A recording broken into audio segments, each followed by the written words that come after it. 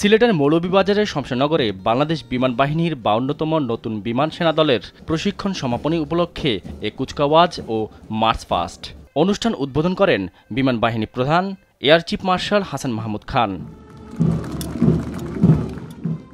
কুচকাওয়াজের মধ্য দিয়ে ৩৭৮ জন পুরুষ এবং ২১ জন নারী সহ ৩৯৯ জন বিমান বাহিনীতে অন্তর্ভুক্ত হল।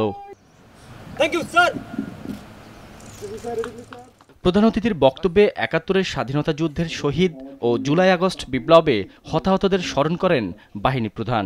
কিলো ফ্লাইটের অকুতোভয় সদস্যদের, যাদের অক্লান্ত পরিশ্রম ও আত্মত্যাগের বিনিময়ে আমরা পেয়েছি আমাদের প্রিয় বিমান বাহিনী।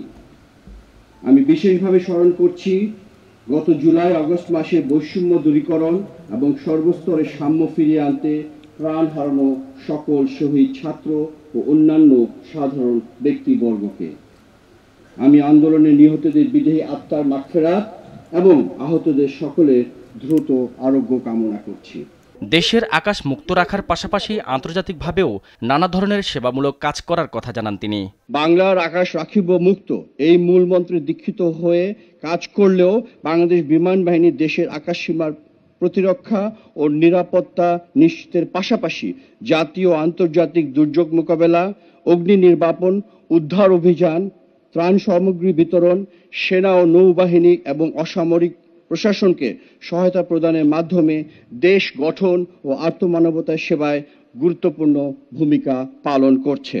হাসান মাহমুদ খান আরও জানান, দেশের সব বিমানবন্দরে অভ্যন্তরীণ ও আন্তর্জাতিক ফ্লাইট ওঠানামা ও নিরাপত্তা নিশ্চিতে গুরুত্বপূর্ণ ভূমিকা রাখছে বিমান বাহিনী।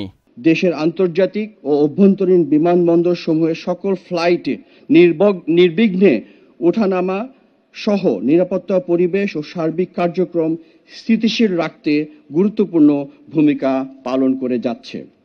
তাদের অক্লান্ত পরিশ্রমের মাধ্যমে বদলে গিয়েছে দেশের প্রতিটি বিমানবন্দরের সেবা কার্যক্রমের দৃশ্যপট, যা সর্বমহলে বিশেষভাবে প্রশংসিত হয়ে আসছে।